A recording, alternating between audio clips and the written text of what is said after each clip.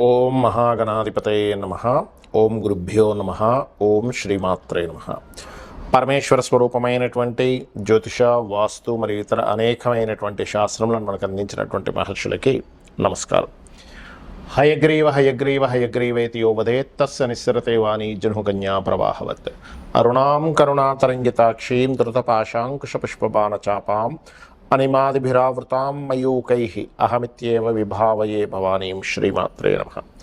మనం ఈరోజు చెప్పుకోబోయేటువంటి అంశం ఏమిటి చూసుకున్నట్లయితే, సూర్య భగవానుడు మకర రాశిలోకి మకర సంక్రమణం 14 జనవరి ఉదయం 8:56 ప్రాంతంలో మారనున్నాడు.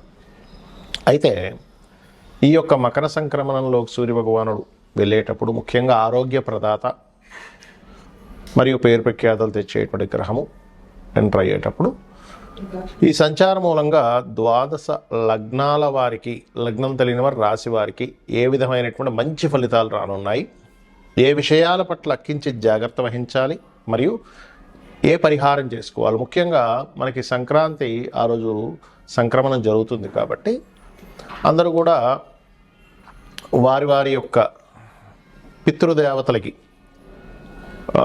తాతలకు, తండ్రులకి ఇట్లా ఉంటారు గతించిన వారికి స్వయం పాకం ఇస్తూ ఉంటారు. అందులో ప్రత్యేకంగా మీకున్నటువంటి సమస్య బట్టి ఎటువంటి పరిహారం, ఎటువంటి దానము చేసినట్లయితే ఆ సమస్య శాశ్వతంగా తొలగిపోతుంది అనేటువంటి విషయాలు మనం ఇప్పుడు తెలుసుకుందాం.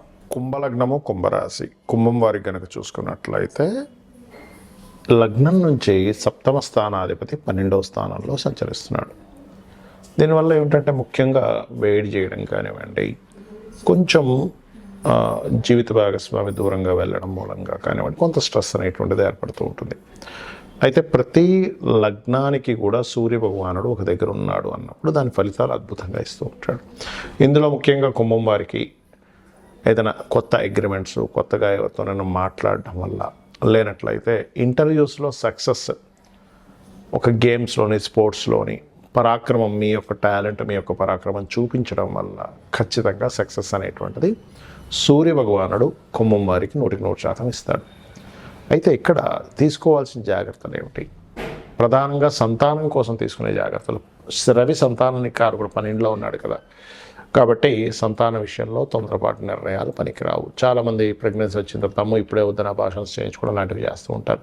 అటువంటి తప్పిదాలు అస్సలు చేయకండి. ఈసారి కనుక అట్లాంటి తప్పిదాలు చేస్తే మళ్ళీ మీకు కలగడానికి చాలా టైం పడుతుంది. అదేవిధంగా షేర్ మార్కెటింగ్ రిలేటెడ్ సంబంధించినటువంటి విషయాల్లో లాంగ్ జర్నీస్ చేసేటప్పుడు ముఖ్యంగా శుక్రవారాలు అవాయిడ్ చేయండి, ఆదివారాలు అవాయిడ్ చేయండి. ఈ గ్రహస్థితి ఇలా ఉన్నప్పుడు ఇది ముఖ్యంగా గుర్తుపెట్టుకోండి. అలాగే మీకు కుంభం వారికి లగ్నంలో శనితో పాటు శుక్రుడు కూడా వచ్చున్నాడు కాబట్టి కొంత రిలీఫ్ కూడా వస్తుంది. ఎల్నాడు శని జరుగుతుంది కుంభం వారికి ప్రస్తుతం.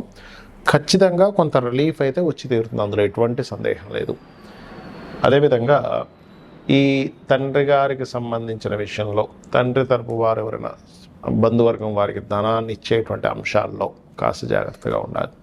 తొందరపడకోసారి ఫ్రెండ్ ఎవరో ఏదో షేర్ విషయంలో చెప్పారని షేర్ మార్కెట్లో ఇన్వెస్ట్మెంట్ చేయడం, ఇట్లాంటి తప్పిదాలు చేస్తుంటారు.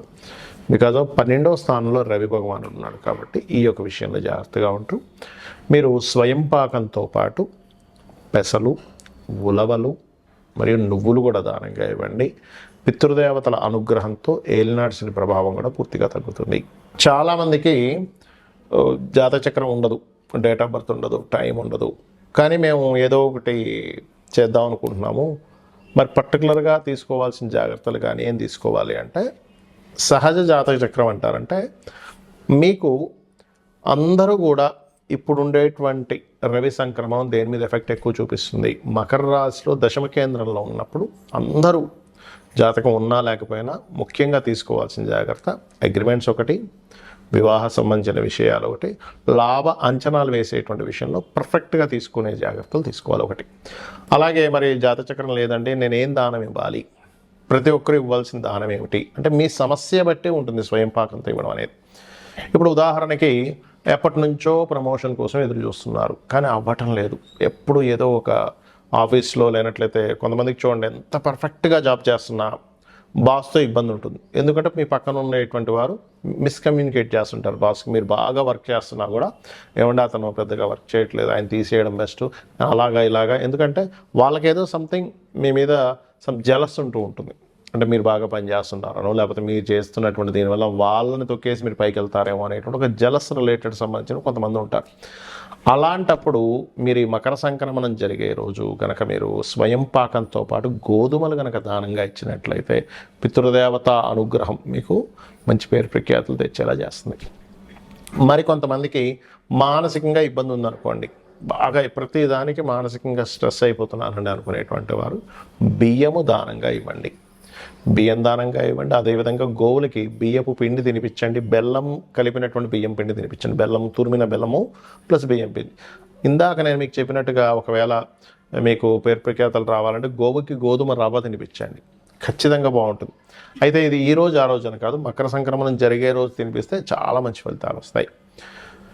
మరి అదేవిధంగా మరి కొంతమందికి లైఫ్ అంతా కూడా ఏదో గొడవలు జరుగుతూనే ఉంటాయి. మీరు గమనించండి, అంటే చిన్నప్పటి నుంచి ఇంట్లో వాళ్ళతోనో, లేకపోతే వివాహం అయిన తర్వాత వివాహ జీవిత భాగస్వామితోనో, ఆఫీస్లోనో, లేకపోతే రోడ్డు మీద వెళ్తుంటే కూడా ఏదో ఒక గొడవ. ఎందుకు అలా జరుగుతుంది అంటే వాళ్ళ పర్సనల్ చార్ట్లో మార్స్ పాడైపోయి ఉంటాడు.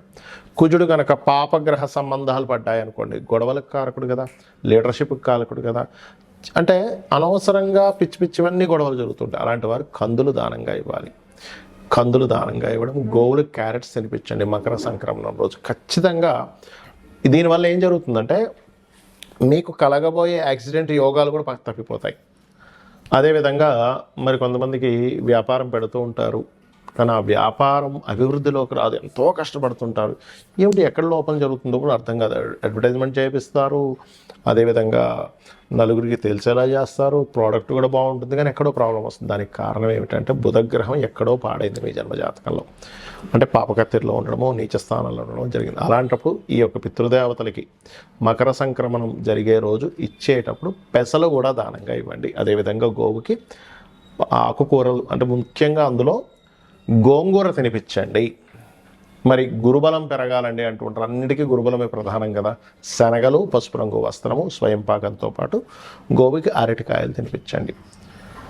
వివాహం అవ్వట్లేదండి, వివాహ సంబంధించిన విషయంలో చాలా ఇబ్బంది పడుతున్నాం, లేదా అసలు ఫైనాన్సే చాలా ఇబ్బంది అవుతుంది అనుకునేటువంటి వారు ఫైనాన్స్కైనా వివాహానికైనా ఒకటే. ఏమిటది అంటే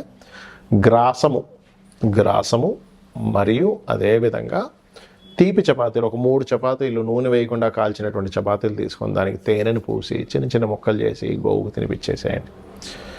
చక్కగా దానివల్ల ఏమవుతుందంటే సంబంధాలు ఏవైనా ఆగిపోయినవి కాస్త ముందు కదలడం కానీ, వివాహ సంబంధించిన విషయాలు చాలామంది లేట్ అయిపోతుంది, ఇటువంటివన్నీ క్లియర్ అవుతాయి. ప్రతిదీ ఆలస్యం అవుతుంది, రోగబారిన పడుతున్నారు. ఇంట్లో కొంతమంది చూడండి, ఇంట్లో ప్రతిసారి ఏదో ఒక రోగంతో ఇబ్బంది పడుతూనే ఉంటారు. తండ్రికి తగ్గిపోతే తల్లికి, తల్లికి తగ్గిపోతే అక్కకి, చెల్లికి, అన్నకి, తమ్ముడు, ఎవరికో ఒకరికి, ఇంట్లో ఉండే రిలేషన్స్కి ఎవరికొకరికి ఏదో ఒక హెల్త్ ఇష్యూస్ వస్తుంటాయి. దానికి కారణం ఏమిటంటే గృహ సంబంధంగా కొన్ని దోషాలు ఉంటాయి.